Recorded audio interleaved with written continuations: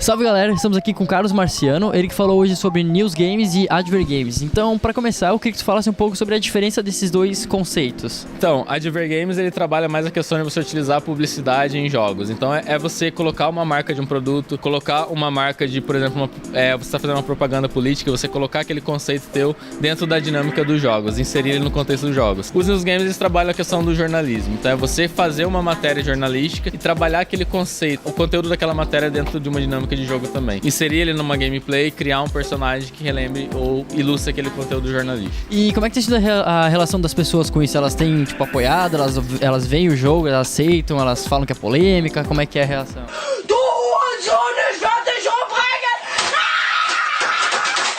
A polêmica sempre existe. No caso dos News Games, principalmente quando você trabalha jogos políticos. Então, no Brasil a gente vive uma realidade política bem conturbada. Existem jogos, por exemplo, que falavam mal da Dilma e o pessoal do PT reclamou. Existem jogos que falam mal do Temer e o pessoal reclama também. Então, a polêmica vai existir. No caso da publicidade, a polêmica entra principalmente na questão de uso de imagens. Então, às vezes, já aconteceu em casos nos jogos da FIFA, um jogador não autorizou, não está recebendo pela imagem dele, ele dizer que ele não quer a imagem dele ali no jogo. Então, as polêmicas existem nesse sentido. Por outro lado, mais do que empresas, existem desenvolvedores alternativos que eles mesmos criam jogos utilizando a marca, ou principalmente na questão dos games, eles veem um tema jornalístico e criam um jogo para satirizar aquele tema.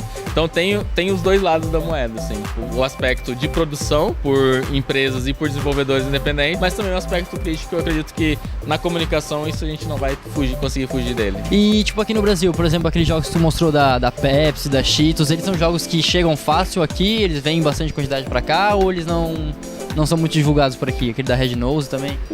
Os que são produzidos no Brasil, normalmente eles têm mais potencial. Aquele especificamente da Pepsi Invaders, ele foi produzido em pequena escala. Obviamente a gente tem que analisar o contexto da Atari 2600, então é como você conseguia aquele jogo. Você juntava uma quantidade de código de barras da Pepsi ou da Coca-Cola e trocava por um cartucho do jogo, pro Atari. Com o tempo, eles vão chegando no Brasil também. A gente tem bastante exemplares. Com o advento da internet e a dimensão da internet, os jogos estão sendo mais acessíveis. Então, hoje em dia, tanto a Adver Games como nos games, eles são colocados online justamente para essa facilitação do acesso deles. E especificamente dos Adver Games, tem assim números que falam que tá crescendo, tá dando certo, tá valendo a pena continuar e começar a investir nisso? O mercado de games, no contexto geral, o Brasil ele é o quarto maior consumidor de games. De games como um todo, tanto mobile quanto console, jogos de tabuleiro, enfim. No caso de números, eu não sei te dizer com exatidão. Eu sei te dizer que as empresas estão vendo potencial e estão produzindo mais.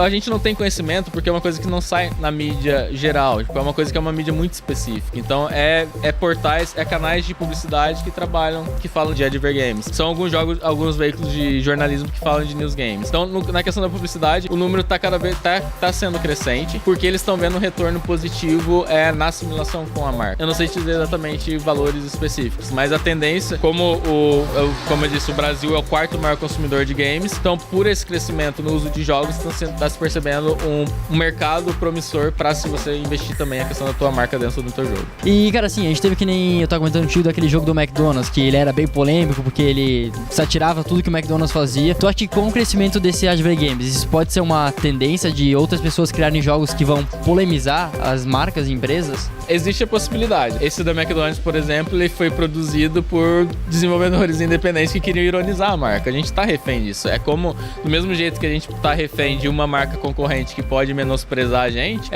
pode criar um produto ou fazer uma fake news sobre o meu conteúdo, pode ter gente que cria o teu jogo menosprezando a tua marca.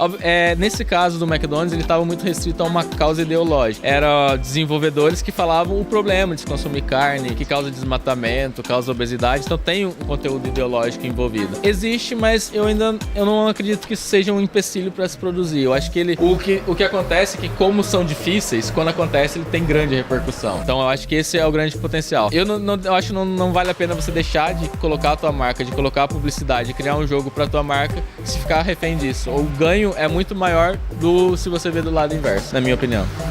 E cara, pra descontrair agora um pouco, qual que é o Adver Game assim, mais massa, assim, que tu olhou assim, cara, esse ficou show?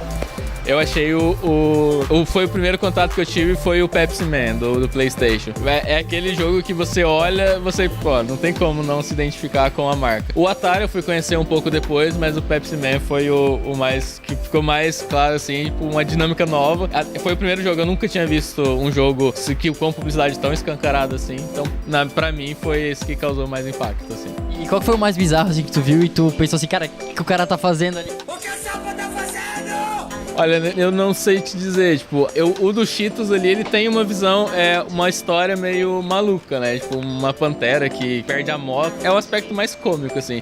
Eu acredito que não existe jogo ruim, entendeu? Tipo, nem o famoso clássico lá do ET do Atari, que quebrou a empresa. Obviamente, existe toda... Ele foi um lance de publicidade. O famoso jogo por quebrar a empresa Atari era um jogo que foi produzido pra fazer uma publicidade do filme do ET do Steven Spielberg. Então, ele pode ser, assim, eu considero um dos clássicos de jogos ruins, mas não pela mecânica, mas sim por todo o contexto que envolveu o desenvolvimento dele. Até se vocês tiverem interesse, existe um documentário Atari Game Over, onde vai falar exatamente sobre a história desse jogo, de como desenvolveu todo o processo do jogo, justamente para quebrar esse estereótipo de que o jogo foi o responsável por quebrar toda a empresa. É um documentário bem legal pro pessoal da publicidade. Fica a dica então, galera. Isso aí, então, muito obrigado. Obrigado, eu que agradeço. Isso aí, galera. Esse foi mais um dia da Secom. Fique ligado que só está começando.